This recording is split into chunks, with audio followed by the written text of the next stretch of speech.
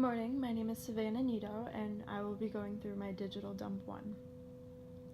Some of my earliest memories of literacy development began around 5 years old in kindergarten. A lot of it more at home that I remember, such as sitting in my rocking chair, picking out a favorite book from the bookshelf and sitting with my mom. My mom would normally read, and I would follow with my fingers going along.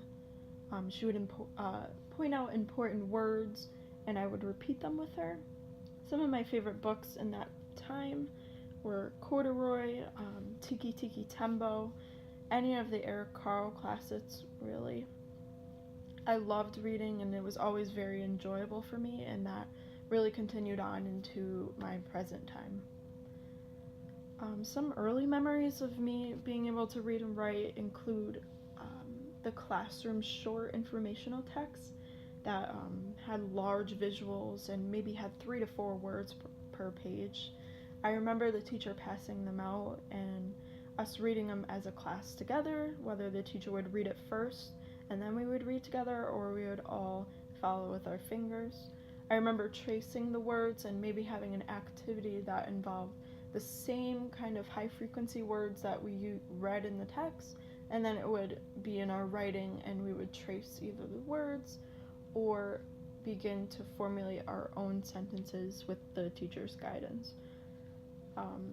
My mom was a teacher, so I always was on top of my practice for reading.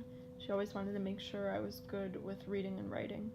Some of my favorite books through any time period in my elementary school was Danny the Dinosaur. I loved all the Frog and Toad series. And The Giving Tree. I thought The Giving Tree was especially special because it allowed you to analyze the text a lot further than what it was. You could see that The Giving Tree might have been somebody in your life, like a friend, or your parent that really gave you all they could. Looking back at my experiences with literacy, the most positive was I was always really good at the individual assessments teachers would give you for reading speed. I always thought this was like a game for myself. I enjoyed excelling in my reading speed. However, this was a downfall, and it could have been negative because my reading comprehension was down. I was able to read really fast, but I wasn't exactly understanding what I was reading, and this was hard for me to comprehend as a kid, to take my time and understand the text first. As a reader now, I still struggle and I need to take my time reading many texts, and I might have to go through it a couple times to really understand, and I try to annotate and highlight the text just so I remember exactly what I'm going through. I read a lot of fiction as well as nonfiction. For example, I'm reading a nonfiction right now about the death and life of great American cities, by an author about urban planning.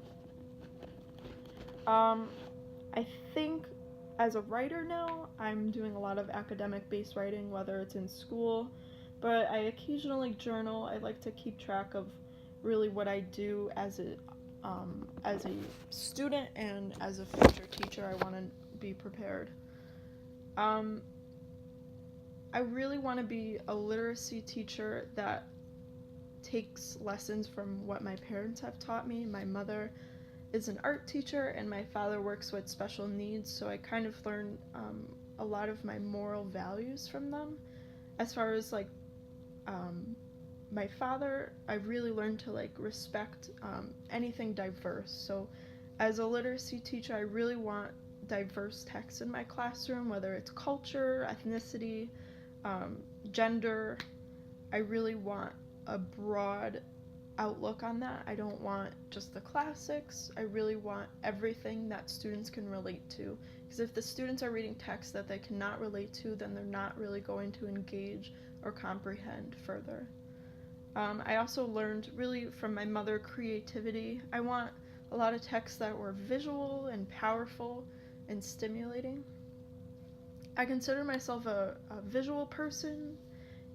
I love creating work to represent text. I did last semester a homophone pear tree where you took the pear fruits and you paired it with a homophone such as BARE and BEAR, where they were given the definition, they had to draw it and hang it up.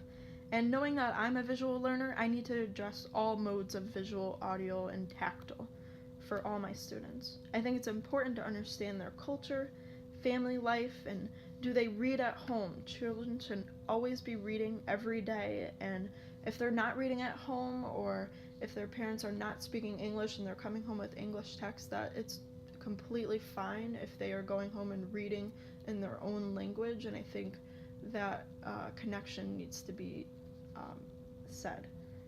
And if not, how can we help this? How can we get them reading at home? How could we get them reading more in the classroom? I think that's very important. Okay, thank you.